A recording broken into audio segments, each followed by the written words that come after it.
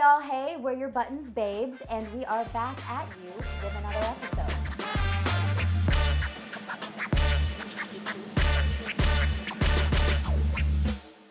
I'm Alyssa Vasquez. And this is Alyssa Brayboy. Thank you for joining us. We, at the same time, we were like, yep, I'm going to let her go first. Anyway, yes, thank you for joining us. We're back, and if you haven't joined us before, some of our content can be triggering, so trigger warning, activation warning. We're gonna get there, we promise. Some stuff is gonna make you uncomfortable, possibly. Yeah. We're uncomfortable here. Maybe we don't look at as uncomfortable as you might be, but just a forewarning that like we're gonna say some shit. It's gonna make you feel things. Maybe if you don't, I mean that's cool too. But we've all agreed to be here. Mm-hmm. If you don't want to be here, then don't watch. That part, we won't hold it against you. We won't know. Anyway, so also, we start with a push to start, something that pushed our buttons this week, good, bad, ugly, and different. And so, Mama, what would you like to share with the lovely people, our push to start? So, I recently learned that texting turned 30! 30 Ew. years old. I'm 32. I'm 33 now. Texting turned 30 years old, and that means there's literally people who their entire adult human lives, they've only known that texting existed. I don't know how I feel about that. I feel all kinds of fucking ways, because I remember how getting my T-Mobile fucking T99, and you had to like all of that to literally just be like hi, or I mean whatever fucking thing you were. Also when texting, it was 25 cents if you didn't have texting in your plan to receive or send a text message. Wow. And the amount of fucking new asshole chatting that I had with my family when someone would text me and I would be in trouble, and I was like, bro, I didn't even know what's happening to my phone. It's not my fault. Wow. I'm trying to remember, like, when I finally got a cell phone. So yeah, texting was a thing. If it's 30 years old and whoa, there were cell phones before. Yeah, okay, so I also was like, the mathing here, because I didn't have phones were... So brick cell phone? Wait, no, So like 80s. There was definitely like people that had phones in like the government, and lots of people had phones that were texting before cell phones became so common for us. Before civilians were. Yes. Interesting. But like, yeah, that's fucking wild. So like, my baby sister, there's a decade between us. And so there are some things that like, she will never fucking know. And that's like something that we talk about every so often, is like, hey, you don't fucking know this because it was not a thing for you. You weren't around. Yeah, like dial-up. How many people, raise your hand, remember dial-up? How many times would you pick up the phone and your fucking ear was like, no, because of the squeals and the bleeps, and then someone else would be like, who's on the phone? And you're like, my bad.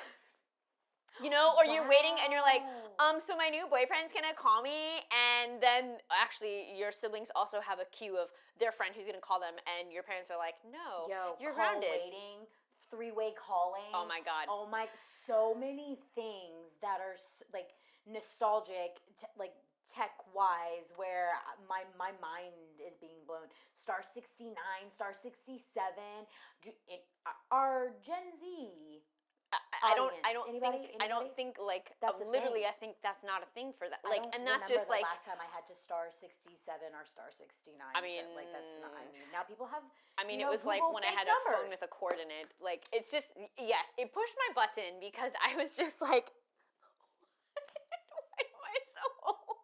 Oh man, we are from the late 1900s. I hate it. I hate it because also I just fucking hate the internet, and like I just want the internet to die. Like, I mean, even though obviously we're here chatting with you on the internet, but like I fantasize sometimes about the world going down, going back to like that time. Does anybody, not by a show of hands, sorry, anybody remember when Instagram was down for a day?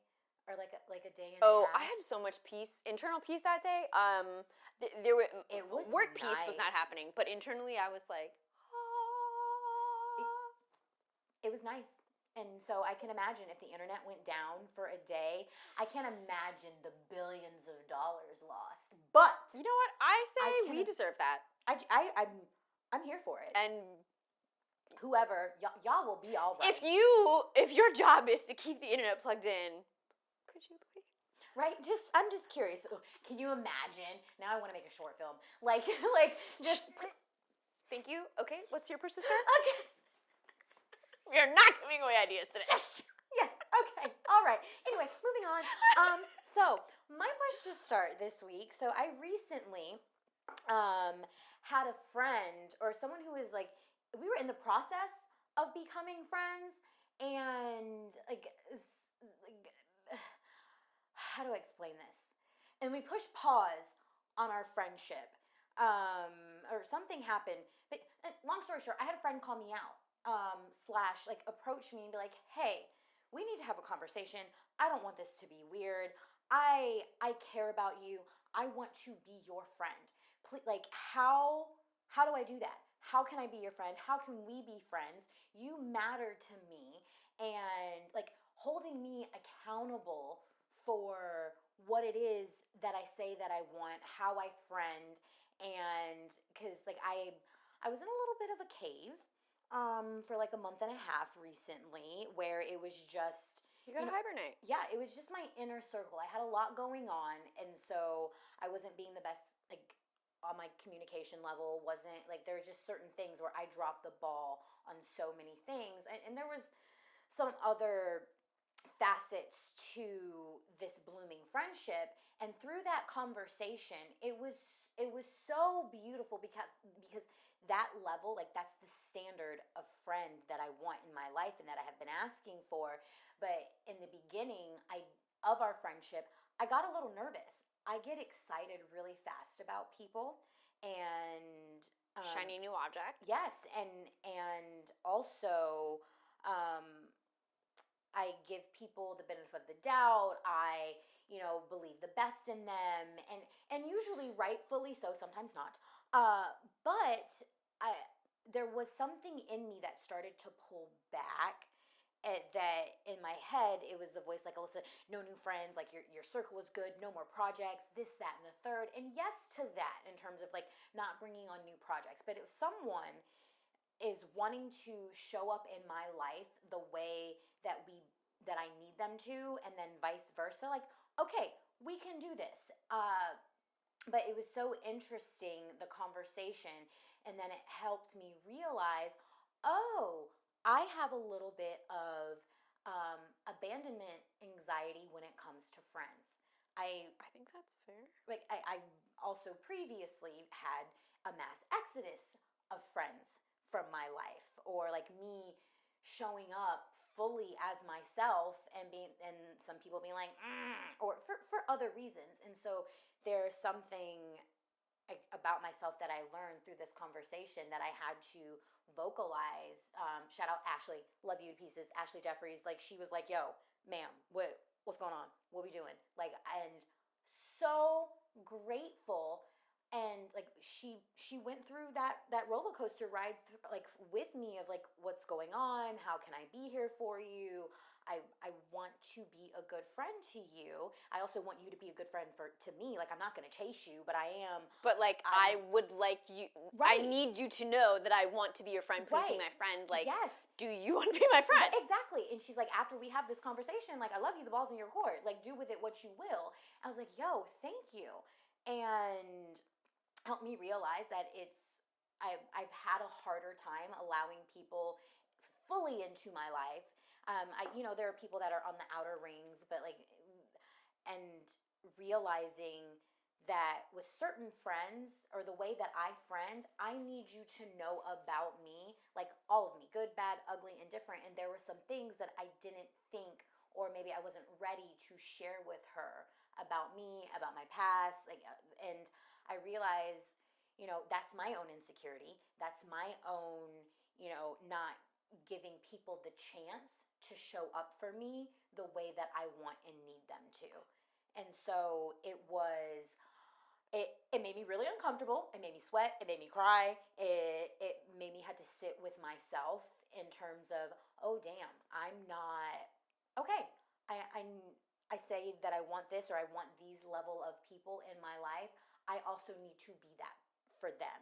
And so it's a two friendship is it's give and take, it's push and pull. And so I really appreciated having an uncomfortable conversation with a friend, really appreciated being held accountable and realizing, okay, I have some insecurities, some like anxiety behind friendship, but knowing that I have people in my life that are willing and wanting to work on those things with me. And it just, I was like, okay, That's like, I mean, yeah. and it felt so good, like to hear and whatever. Yeah, I do believe that sometimes you need that validation in terms of her. She's like, I want to be your friend.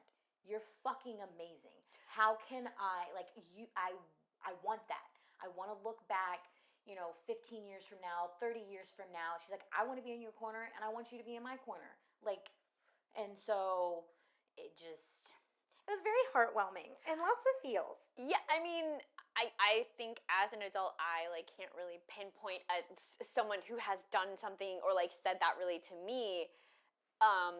In that direct way. I think like as kids, it's really easy. It's like, oh, I mean, there's like so many funny TikToks or like whatever of like how to make friends as kids, and as adults, it's like, well, I don't want to sound stupid. I don't want you to think that I'm stupid. Like there are so many fears of like how you might be perceived, or like. I mean, I think everyone has been burned by someone who we think is our friend and who is not. And you said you had a mass exodus. I think like when we set boundaries or start to like know ourselves and say the things out of our mouths that we want, people who don't align with that will disappear. I mean, I guess raise your hand if you've never lost a friend before. Like we've all lost a friend somehow, some that we wanted to remain friends with, and they're, I mean, yeah, like it's fucking hard. It's hard to have friends as an adult human being. That part as an adult, and that realization of, oh, I'm afraid of getting hurt. Damn. Because it's a relationship, and I Yes. think we often get so caught up in like romantic relationships or familial. I guess I'll speak for myself. Para mí, yes, I mostly think of like romantic partner relationships or like my family. Like those are two pillars for me, I guess, that I mostly think of relationship wise. But like friendship is a relationship. Yes. It's ship at the end. Yes, Hello? that needs to be cultivated. It needs to be like all of the and it's always been a hard one for me because before I didn't really have great examples of what friendships were, and so as I've gotten older, it's like these are things that need care too. And now the friends that I have in my life are like they are very much so my soulmates, and they are my not everything, like they but they're a huge part of you in your life. they're so dear to me, and so allowing someone else in on that level, like mama, our friendship, oh my gosh, like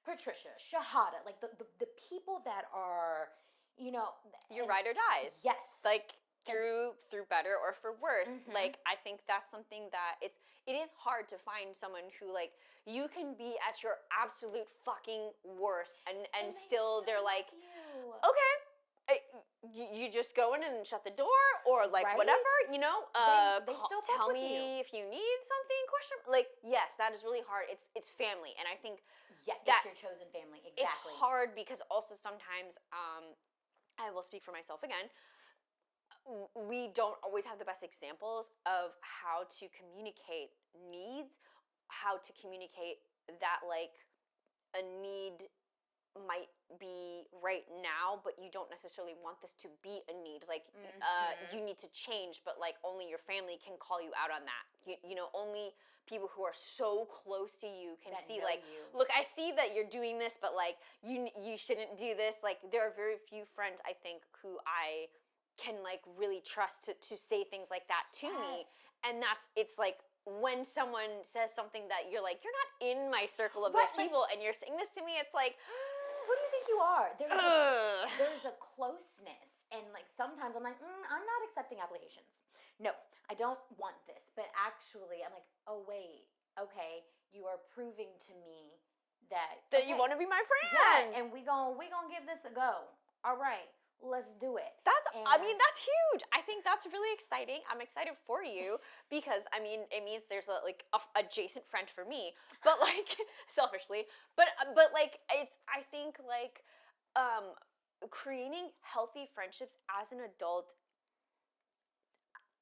I don't know what that looks like necessarily. Like, I am not one to like reach out to someone and be like, hey, like, do you want to be my friend? Like, there are definitely people that I've met that I'm like, I would love to be friends with that person. Like, they're cool, they're funny, they're nice, they have cool stuff. Right? You know, so many things that I'm like, ooh, you know, shiny object. But I do have shiny object syndrome where like after something has served its shininess for a little bit, I'm like, well, I mean, okay, I guess that's like as far as we're going. Yeah, and we've all had, I assume, I think that everyone has had that experience with friends, and you just kind of like let it go, and expectations aren't what they like you thought they were gonna be. or you're already prepared going in that you're like, I don't think this is gonna go anywhere, so I'm prepared for it not to. Yep. But like having someone that's like, give me your hand, we're gonna do this, Yeah, and they're like grabbing your hand, and you're like, oh, okay, we're doing this. Like that's exciting. Like that's cool. Yes, and I saw like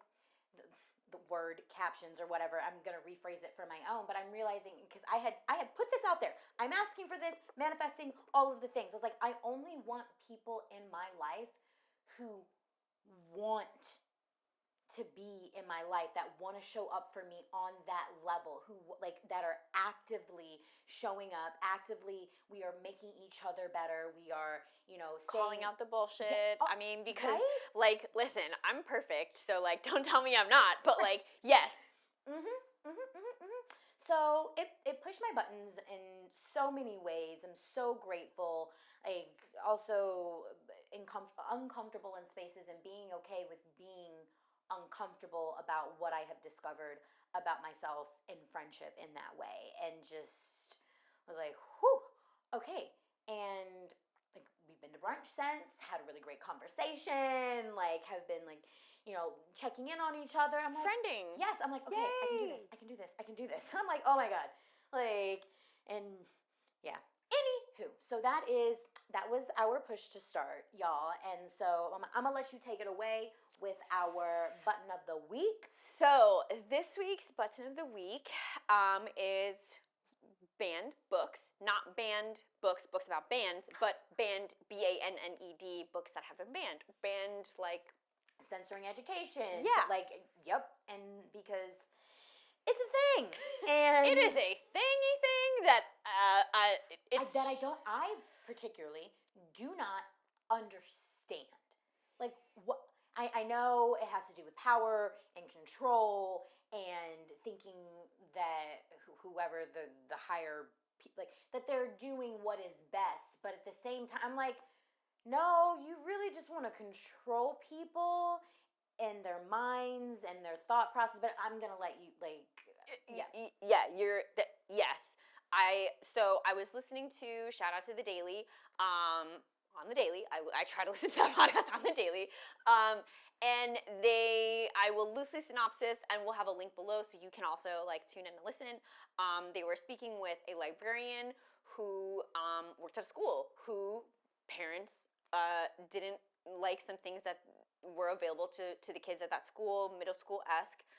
So puberty, friends, like what a fucking time to be alive. Yo. And they had tried to ban some books. I'm gonna spoiler alert it. Sorry, not sorry. Went through, and you know, a lot of parents agreed certain books should be banned. The common theme was that they were POV LGBTQ characters. I mean, like, I think it's really important as someone who does not identify as any of those letters. It's important for me to still be able to see, read, experience in the way that I can a POV LGBTQ thing, just to be able to have an idea, just to grasp. Understand somebody else's voice, someone else's experience. Like I continue. Like yes, it's so like so that's like one of my ticks in this like of like thoughts that I had here. But okay, so parents wanted to ban these books. eventually students were able to speak up in the meetings about school board meetings. I guess those are the people who make these decisions about like, no, we want these books. Like, these are our books. We need to read these books. The school board did in fact vote that none of the books could be banned. They kept all of the books. Beautiful. There were some board members who abstained from voting, and I had to do a little bit of Googling to understand. But so they did not vote to keep or to remove. They were like, I plead the fifth, essentially. So I don't have a say. I don't want to be here. And if you listen to the podcast, you'll get a lot more details and might glaze over. There may be some things that I missed, but they voted to keep the books. Great, yes, and it really like put me in a corner to think for a while. And then I so happened upon some other things across the internet that like were also in the theme of banned books, and it hit me with so many thoughts at once that were like spiraling that I was like, we have to fucking talk about this. Yes. And so just simply off of like listening to that podcast, the things that were concerning for parents was that there was mention of like grooming and sexual things in nature, and that they understandably wanted to keep their kids for as long as possible. And as someone who played with Barbies until I was 15, but also had unfortunate sexual experiences younger than that, I was like, I get it. I played with Barbies until I was fucking 15 because of what happened to me, my experience, and I was latching on to being a child as long as I could. And thankfully, because we didn't have the internet, like I was afforded the creativity and that safe space. I also loved reading, and I did read a lot of things that were sexual in nature that my parents probably wouldn't have loved to know that I was reading had they paid attention to what I was reading. Not any shade on my parents, but like, yes, I was a reader. That was my escape.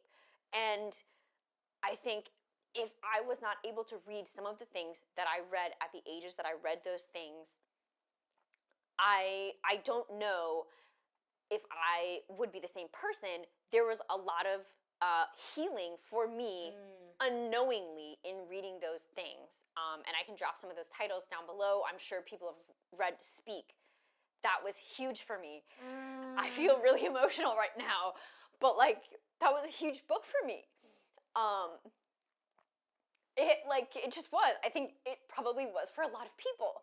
And so as I'm like listening to this podcast and like hearing like some of the things that these parents are like, I didn't want my child reading about this. And in my head, I'm like, do you know if your child has experienced this? Like, there's probably a reason, like, this is so important. Read it. Yes, because you can't have this conversation with them. Like, as we go through puberty, like, I don't know many people who are super jazzed to talk about that with their parents. I, for one, was not gonna go and be like, so what's happening, you know? Like, it was really uncomfortable, and I think friends of mine, thankfully, like, you know, we bounce things off, but like, books helped me understand more of what was going on. Oh my gosh, yes, so many, like, I also was a huge reader, middle school, like, era, all of the, like, young adult, angsty teen books, like, I anything that I could get my hands on, like, about, like, figuring out relationships, or like I also did we were talking about this book earlier, The Child Called It. I have a segue for that. Okay, sorry. Also, like, there were so many books, and actually also so many films that I watched that I knew that I like should not be watching, but also because of some of the things that were happening to me, like I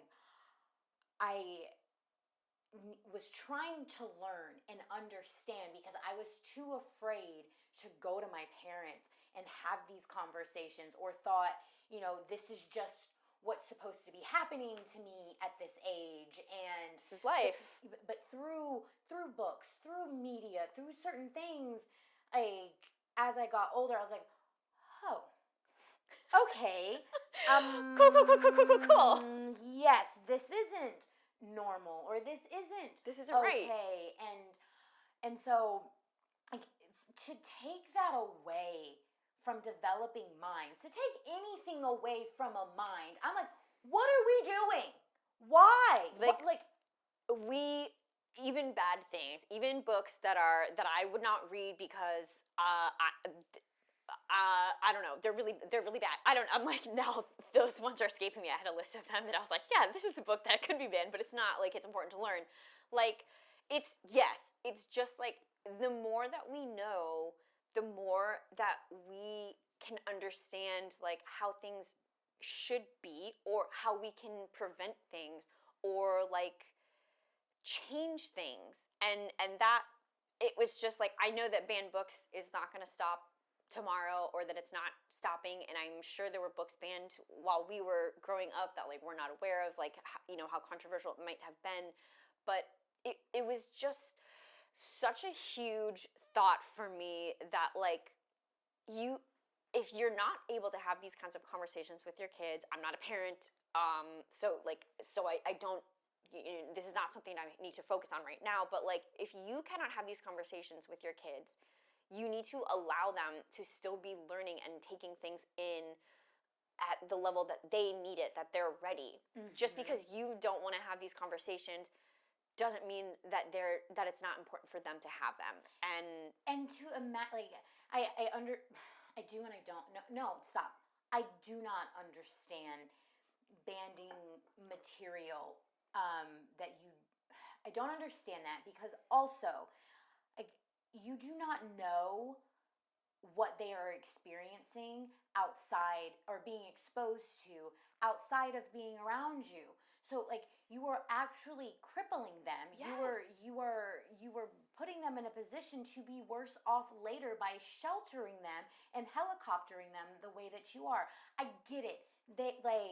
I am not a parent yet. I know I am going to be a mother someday. I'm very well aware, and I have an idea of that level of love and wanting to protect, and, like, this is a precious gift of life, and you're doing your best to make sure no harm comes to them. Right. Like, yes, please take do that for them. We understand that component, but at the same time, I know from my own experience, some of the traumas that I've experienced, or some of the lessons that I have learned, I would not be the woman that I am today if it were not for them. If I were sheltered to the degree in which my parents probably wanted me to be, no, thank you. And because then down the line, I'm probably going to get into more traumatic experiences, because I don't know how to advocate for myself. I don't know how to speak up, or, like, how to recognize when certain things, like, no, even though they're saying this, that is not okay. Right. And so, like, I know you were trying to protect the babies. Yes, protect the babies. Yeah, like, actually, fucking Repubs, protect the fucking babies. Please, because this is not protecting them. Like, shielding and guarding them for things that you think that is going to benefit them. No, they have to figure these things out for themselves. They have to live and experience life and be put into different situations, learn about things, so then they can go make their own decisions. And so, like, I am not one for banning anything anywhere. Like, it doesn't make sense to me, because I have a very curious mind, and I would never want someone to not be able to expand their mind, and I selfishly, I don't want to not be able to expand my own mind. So, and it infuriates me when things are banned and censored, and I know, like, in, like, certain countries that do not allow certain things, I'm like, I am grateful, as the love-hate relationship that I have with our country right now. I am, for the most part, grateful for, I'm grateful for the freedom that we have, right, in terms of being able to be educated, and for the opportunities. I am very well aware that it could be much worse. It could also be better. It could, yes. Hence the love-hate relationship. But yes. So I'll continue this. Okay, so also, universally planned, great. I came across a Twitter thread that was talking about a child called It. and some people were adding in their comments of like, oh, this was banned in my school or whatever. But like, I think most millennials read this middle school-esque time, and I didn't realize there were 4 books. I think I like kind of read one, and I was like, it was heavy enough. I was like, I sobbed. Like it. I don't know anyone who did not feel feelings of all spectrums after reading that. And that book was exactly one of those books that I do think a lot of people think should be banned. And I'm like, no, it taught many of us empathy. It taught many of us that, like, yes, though we think, you know, we have these like horrific childhoods that like our parents beat us because we got spanked, like, no, actually abuse is this. Right. And I think it also helped to kind of put ourselves in other people's shoes in so many ways as like young people to get also like, this is not how you should treat a child. As children, we probably, I will speak for myself, but I mean, I know that my brother and I were very much at points like, when I grow up, I'm not going to be mean like mom and dad, you know, because I will say a lot of people are probably like, yeah, my parents were so mean, and reflecting, it's like, no, they were trying to keep your ass safe, so shut the fuck up. But you don't know what mean is. Right, and this is exactly, it was a like, no, you don't know what mean is. Also, it really instilled in me like to try to advocate for people when I think that I see something that is not okay, to do something. And a lot of people in the comments, I will also link the thread if you're interested, a lot of people were going down that route of like, yes, this helped me understand and see that a friend was suffering, or like things like it. There's a lot of triggering things in the thread. I will say, like, read this with a grain of salt, or you know, whatever. But some people were like, yeah, it helped me recognize that I was in a situation that I should not have been, and helped me get out of that.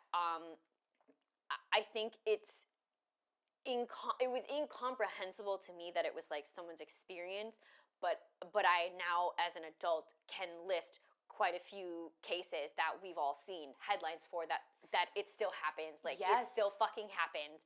And it's like, that's what kids need to be armed with, to know that, like, it's a resource. There is a right and a wrong way to be punished. Like, however you will agree about like physically touching your child as a form of punishment, there is a right and a wrong way to do that. I believe, as someone who is spanked, like, I don't think that I was traumatized in that way now as an adult, that when I was a kid being spanked, I was like, oh my god, yo, you know, not funny but funny. Like, it got to a point I was like, yo, can you just spank me? Like, I would prefer to get my ass beat than to be grounded. Like, but yes, there's a right and a wrong way in regards to that. And also, something that it taught me was, you do not know what someone could be going through. Like, there are signs, yes, but it also opened my eyes to, oh damn, like, you don't know what someone's home life is like. And so don't pick on a kid maybe if they smell, or like, and yes. Yeah, like, I was a kid who did make fun of people sometimes for things that any stupid kid makes fun of, but like, yes, it taught me to be a little more thoughtful. And I think we learn a lot of things from our parents, but we learn also so much from each other. And yeah, this book was just like, it's so horrific, but like, also, like, I think it taught many people in our generation who read it that having a kid is a choice that you need to make, not something that you need to just like, oh, you do this, you buy the house, you get the dog, whatever. Because I mean, there's still parents out there who should not be kids, and this is should not be parents. I always, yes, should not have kids. Yes. Thank you. I always end up in this route. Are children, but still. Like, it's just, a child is, it's a life. It is a fresh human, like, innocent life, and a sponge. And like, if you like, I'm so like, it's so important to me, and I hope people that are also parents, to raise good humans. I mean, like you're gonna do the best that you can. Right. It's but not what- easy. But what they're exposed to, like, is what's going to shape and form them, and like And our make them into future. into an adult, and that therefore our future. And it isn't something that should be done lightly. I understand, like, things happen, like, it's not ever picture perfect. Shout out to birth control options that are available, and care if you do become pregnant and you're like, yeah, This is not for me. but- Again, we're your relatives here if you need to. Hello. Damn, that's still a thing.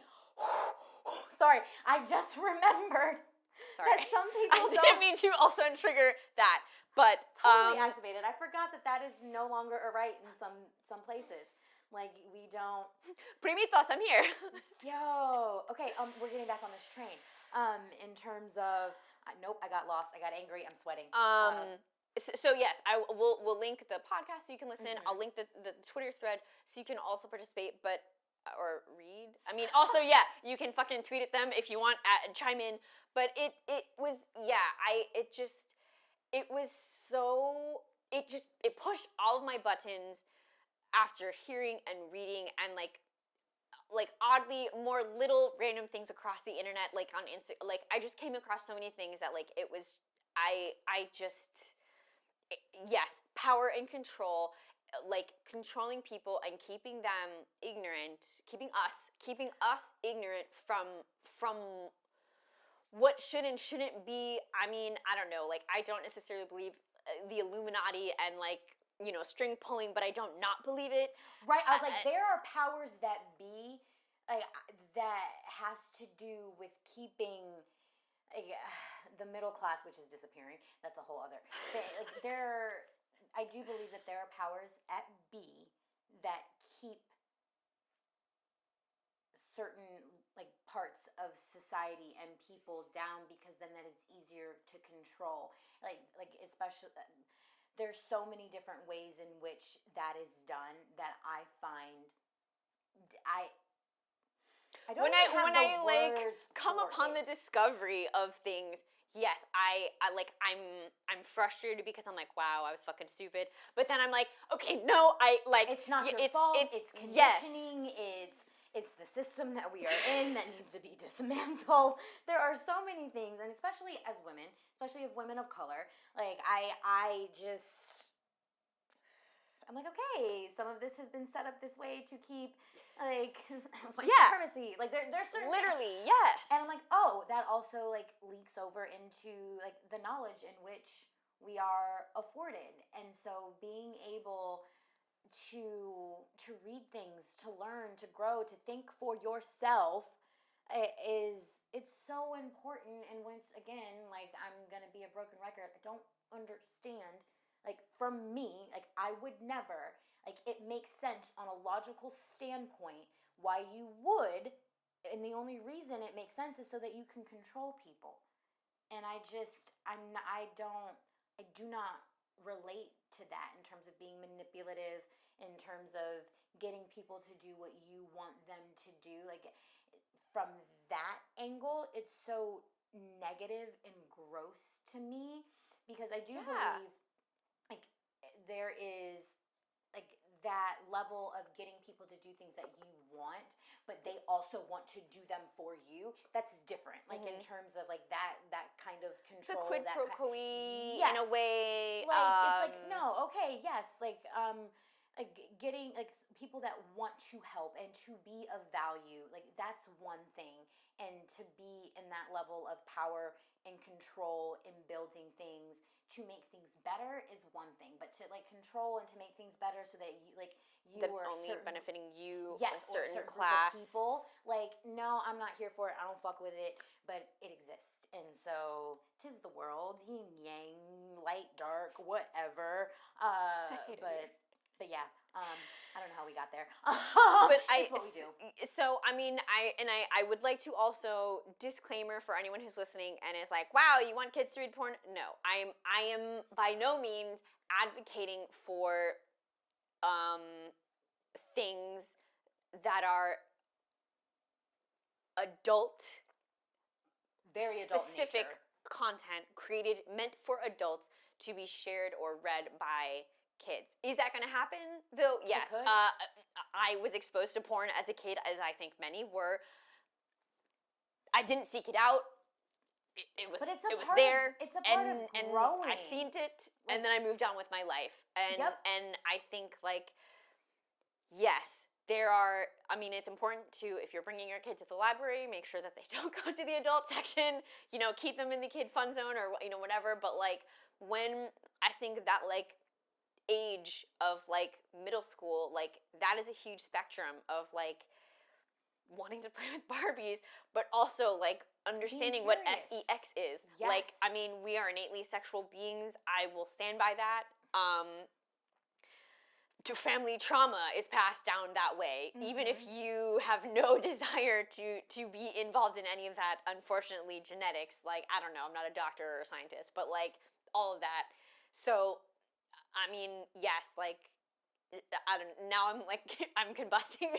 No, it's because it's gray. It's uncomfortable. We understand what is trying to happen, but so much of the time, like the people in control, the people in power, the powers that be, like, you're doing it wrong. We get the intention, but like, to hinder these kids and take things away from them that they want, that they need in order to grow and understand what is happening to them, to hear other voices. Sometimes I'm like, oh, wow. Okay, I get it. But at the same time, you also need to listen to them. And realize that they're growing. They're smarter than you think that they are. Kids are so fucking smart. They're so smart. And I'm so proud of like so much of what's happening in these different generations in terms of the way in which they advocate for themselves. And teach us, like other generations, like, hey, times are changing, things are different, and like, no, we're not going to stand for this. Well, I like, my voice matters. What I care about matters.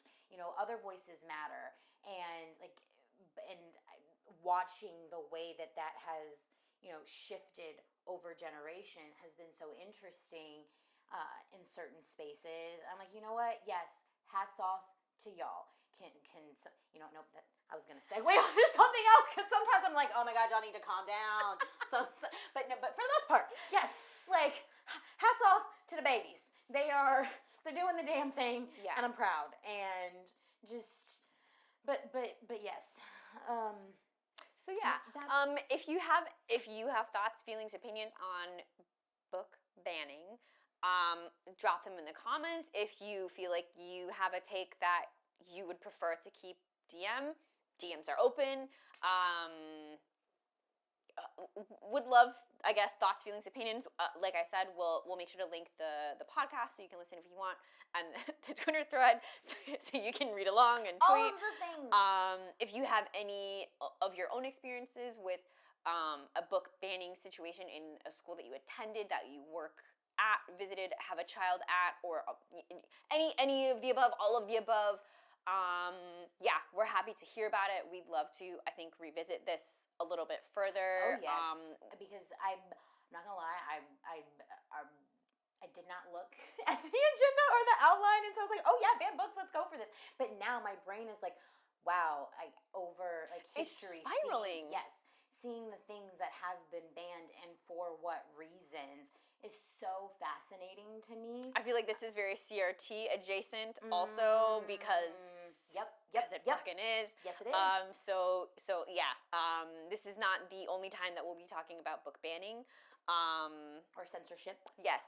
Thank you. Censorship. That's a better.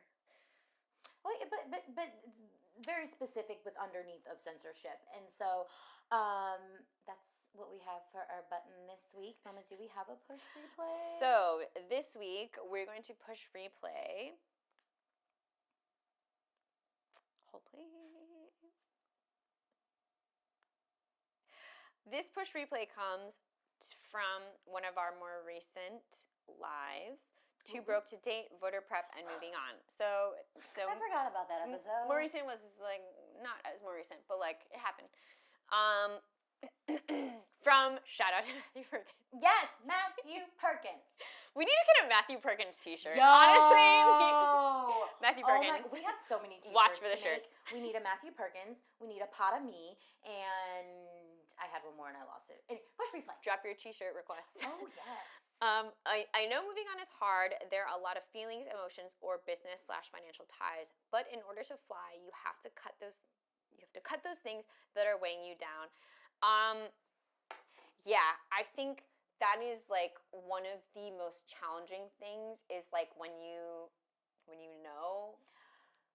And now it's the ball is in your court, as you put earlier.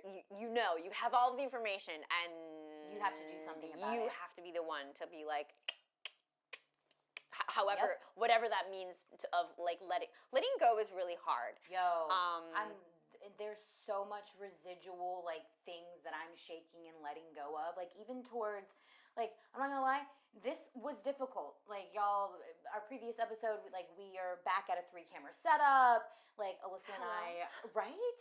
We are learning and growing and doing the things and accepting help and but also like doing so much of this on our own. And I had to let go of the idea that like we had to do this on our own. I had to let go. I mean, anyway, I had to let go of the idea that we had to do it on our own, and let go of the idea that I wasn't capable of doing this. / like it just gave me a little PTSD. But I'm like, oh, there's some residual things that I'm holding on from past relationships, past friendships, where like not just damn it. There's a lot of fucking baggage. Yes, there's a lot of baggage in things that creatively.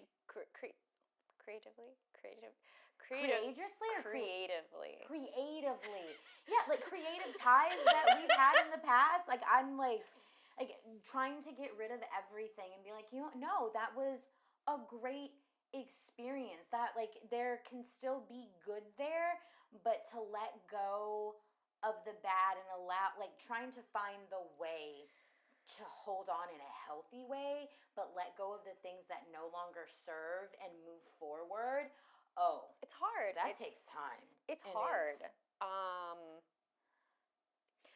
I think there's, I mean, and this is like a regurgitated thing that we've all heard, like the perception that we see everywhere is like that everything is great and perfect, and like we both have and continue to struggle, which is normal, with that, like everything has to be perfect and everything. Also, we are both very independent and like have been able to rely on ourselves for many things in our lives, as I'm sure many of you also. And it's hard. It's hard to ask for help. It's hard to accept help after you have asked for it, because sometimes it's like you've asked and you're like, bring it back. The words didn't come out. Never mind. And never mind. I don't need help. I don't need your help. I can figure it out on my own. And that is like, I mean, yes, like we are all capable of so fucking much. Like you're so capable, but like also it's like, is it good to spend energy here, or is it good to spend energy here? When someone offers you a hand and you're climbing up a mountain, and your hands are so fucking tired from the rock that you're holding onto, and someone hands you a hand, do you grab the hand to go up, or are you like, I'm just gonna fucking hang on until I fall? Oh, mama, that's a beautiful but like visual also and as a person, analogy. No, you're so afraid of letting go and reaching up to be pulled up, because you're like, if I do this, if I let go, I'm gonna fall. Or if I'm too heavy. Yes, it's too much work for you to help me. And why they're like, literally, help bitch, both my hands are here to pull you up now. And like, I mean, let's go. Yo, I have. It's real hard. Yes, it's so hard. Letting go, like even. Relationship, friendships. I mean, we started talking about friendship. Like, it's hard when a friend even sometimes will offer something and it's like, I can do this. Like, I can do this thing, but like, oh, you're my friend. Like, you're literally my friend. Like, you're literally just, like, Right. trying to do me something that, like, maybe brings you joy. Who fucking knows? But, like, you Right. see that I have a need and you can fulfill that. Like, why is it sometimes so hard to just be like, yeah, okay, like, out of love you're doing this? Like, out of love I'm accepting this. Like, Oh, that's accepting so love. hard. That's a button. Accepting love. Like, I don't want on to talk all- about it. Unsubscribe. Okay, well, as you can see, everybody, that is what we have for you this week. Don't forget to like, comment, subscribe, share. Follow, rate, review. Yes, go check out our Patreon. Download. All of the things. And we will catch you next week. Bye.